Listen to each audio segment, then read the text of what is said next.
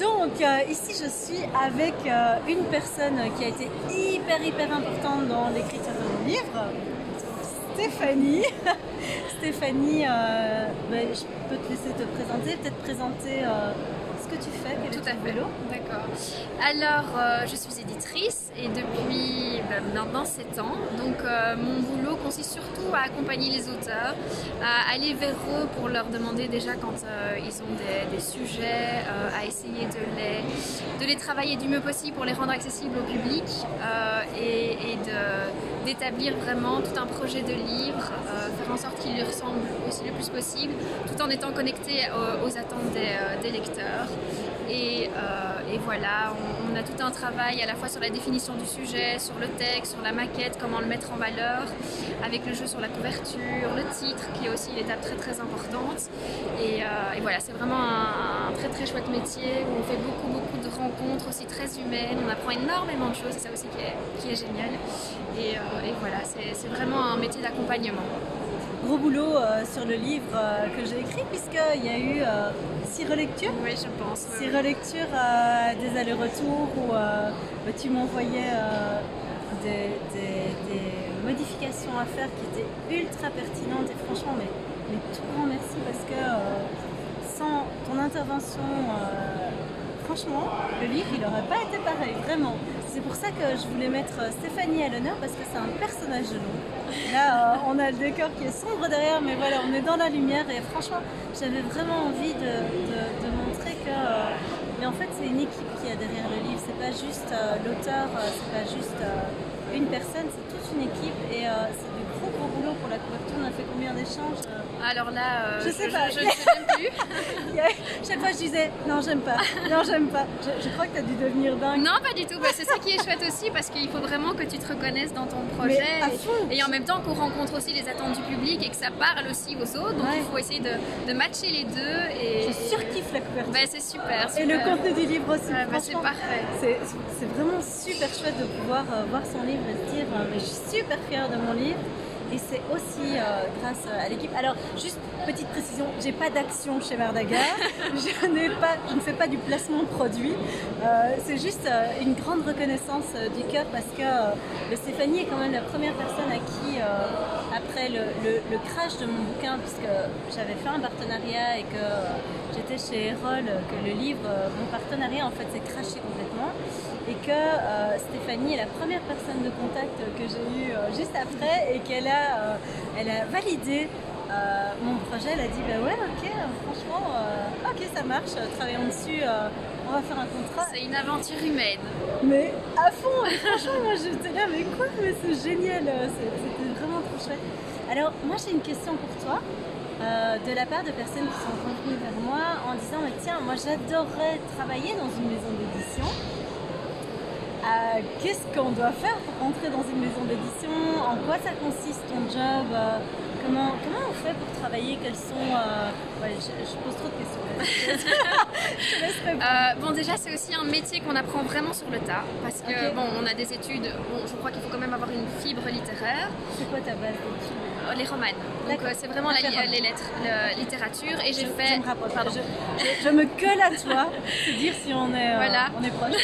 Et j'ai fait un master en sciences du livre et de l'édition. Mais c'est vrai, même pas que ça existait. Oui, mais c'est récent en fait, je crois que ça a commencé juste une année avant. Avec quel âge? 30 ans. J'en ai 10 de plus. Donc voilà, mais maintenant ces études sont très théoriques et ce qui compte le plus c'est les stages. C'est comme ça qu'on entre dans une maison d'édition. C'est comme ça que tu es rentrée? Oui, ouais. Un stage. J'ai commencé chez Casterman. Faut travailler gratuitement.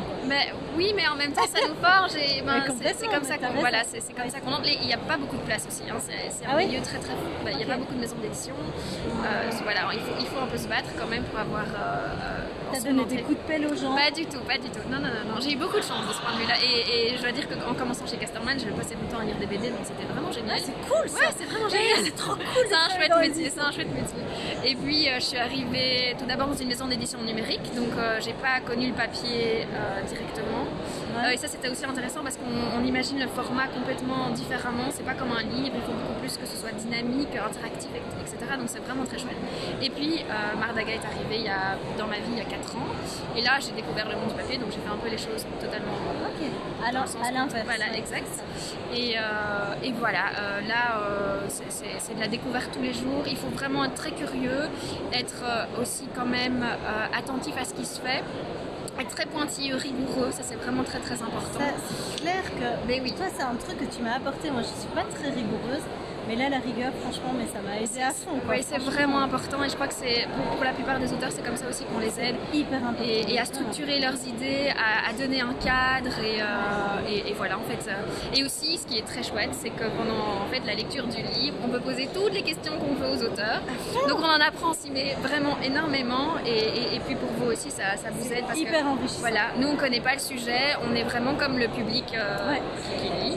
Complètement. Et nous on a la chance de pouvoir poser des questions à l'auteur en direct et à les faire rentrer dans le livre si c'est pertinent. Et oui, et en fait ce qui est génial c'est qu'à chaque question qui est posée, à chaque question que tu m'as posée, ça me fait dire tiens, là il y a un truc à améliorer dans mon livre, là il y a un truc qui est peut-être pas très clair, tiens là c'est vrai que moi je m'étais pas posé cette question là, je vais rajouter un morceau, etc. Et donc franchement hyper enrichissant, c'est vraiment un échange, c'est un travail d'équipe. Tout à fait. Je disais, contente, mais oui, et on est beaucoup parce que bon là il y a l'éditeur aussi qui a ce rôle sur le texte, mais il y a aussi la mise en page, il y a le graphiste, donc c'est vraiment toute une équipe qui travaille vraiment dans l'ombre, sans parler des diffusions, distribution, des commerciaux qui vont en librairie pour vraiment présenter le titre.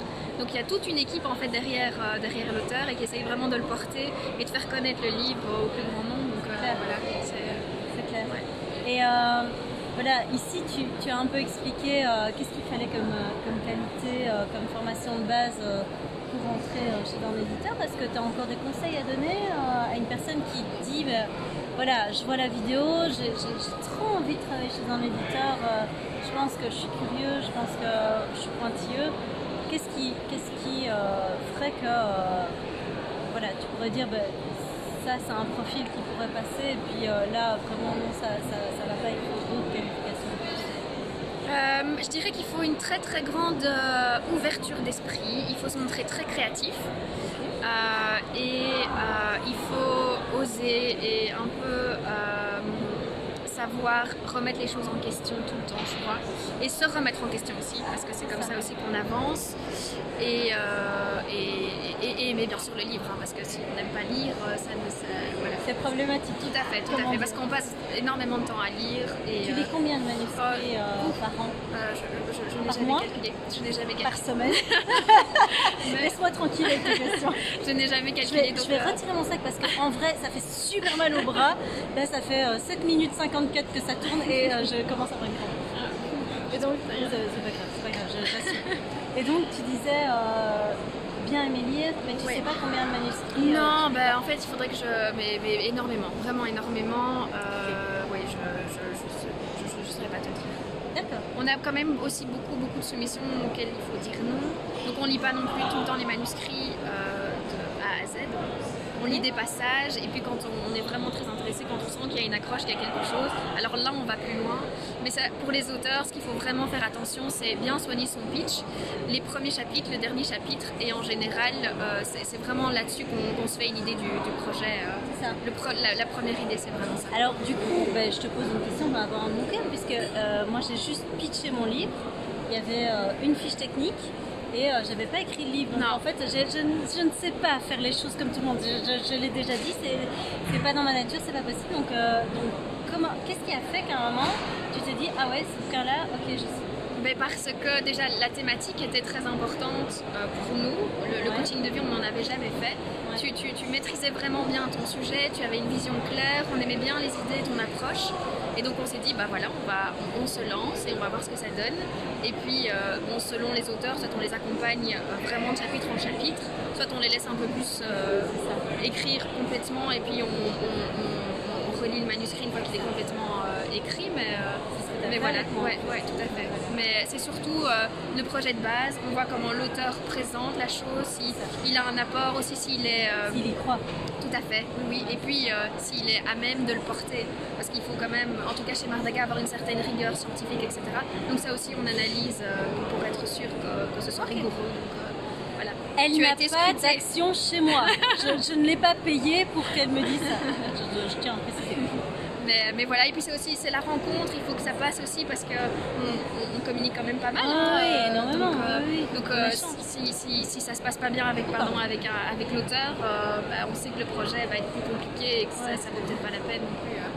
Donc c'est en fait plein de petites choses qui s'additionnent et qui font à la fin l'ouvrage. Le livre. Voilà. Qui est quand même, c'est quand même vraiment, en tout cas pour moi, quand je suis venue chercher mes livres, j'ai expliqué dans une autre vidéo, je suis venue fêter ça avec du champagne parce que je trouvais ça tellement génial. J'ai vraiment mal au bras, donc je rapproche à chaque fois, mais tu vois, on peut échanger oui, si tu veux. Allez, ça marche. Hop, voilà. Là, travail d'équipe. Voilà. Attends. C'est bon? Alors, ça paraît loin là, mais il faut savoir qu'on est à peu près à 20 cm donc vraiment très très proche. Et donc en fait, merci pour le soutien. Je t'en prie. Au sens propre, au sens figuré. J'ai un bras, je me sens plus mon bras. J'ai mal. Je souffre. Donc je ne sais même plus ce que je dis. Quand tu es venu fêter avec nous, oui, on a fait la la sortie, fête. sans doute ton sentiment quand tu as vu la première fois ton Oui, c'est ça. C'est vraiment une grosse émotion de pouvoir se dire, mais ça fait un an et demi de travail. Mais ce qui était génial, c'est que de voir dans les yeux de l'équipe, il y avait la même chose. Ouais, on est super content quand on reçoit un livre, quand on le voit, c'est génial. Enfin, c'est magique. C'est un moment particulier, c'est clair. C'est magique de voir, mais non seulement que toi tu surkiffes de voir ton livre, mais que l'équipe elle surkiffe aussi.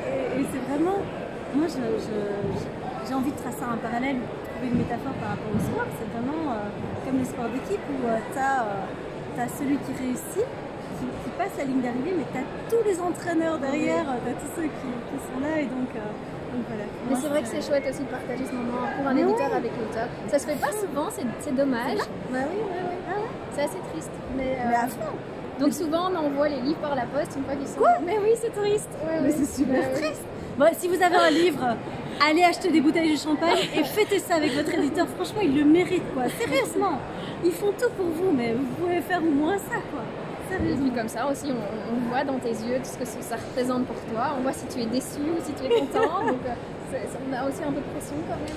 Oh non. Si, quand même. Allez. Parce que quoi, il faut terminer les bouteilles de champagne. Mais parce que tu pourrais très bien être déçu du rendu. Tu te l'as imaginé d'une certaine manière. Et tu crois pas? Non. Moi j'ai adoré. Il y en a qui étaient déçus. Je ne sais. Non, je n'ai pas d'exemple comme ça, mais je me dis que ça doit arriver quand même. Ça ne va pas arriver. Non, mais je n'ai ça pas va. d'exemple. Non, Voilà. Dire que ça m'arrive. En tout cas là, moi j'ai adoré. Je trouvais ça magique ce moment où. Et en plus c'était trop drôle parce que vous ne vous y attendiez pas. Non, mais je te dis, c'est quand même. C'est trop drôle. Vraiment que personne ne fasse ça. Mais oui, c'était trop chouette. Moi je me suis dit, mais c'est vraiment un jour magique. J'ai envie que ce soit un jour magique pour tout le monde. Donc, mais c'était très gentil d'avoir partagé ça avec nous. Mais écoute, franchement, avec grand plaisir. J'adore boire. Voilà, c'était un prétexte comme un autre. Mais écoute, un tout grand merci. Je ne sais pas si tu as encore quelque chose à dire aux personnes qui voudraient travailler en maison d'édition. Je crois qu'il faut tenir bon aussi, parce que c'est vrai que tout le temps faire des stages, c'est pas évident. Moi, j'en ai quand même fait deux stages. Mais voilà, c'est avec de la persévérance qu'on y arrive. Et, toujours oser y croire, hein, c'est toujours la même chose. Lâchez pas les gars, si vous croyez dans quelque chose, lâchez pas, allez-y, continuez et persévérer si c'est vraiment ça que vous croyez, mais foncez, il faut juste faire le premier pas. Si vous prenez une porte, c'est pas grave. Elle est derrière. Continuez et puis ça va fonctionner. Il y a un moment où ça va passer. Voilà. Et si c'est possible aussi, peut-être aller à Paris parce que là il y a beaucoup plus d'éditeurs, donc beaucoup plus de demandes aussi. Et passer par une grande maison d'édition, sur un CV ça peut être quand même, hein. Il ne faut pas oublier.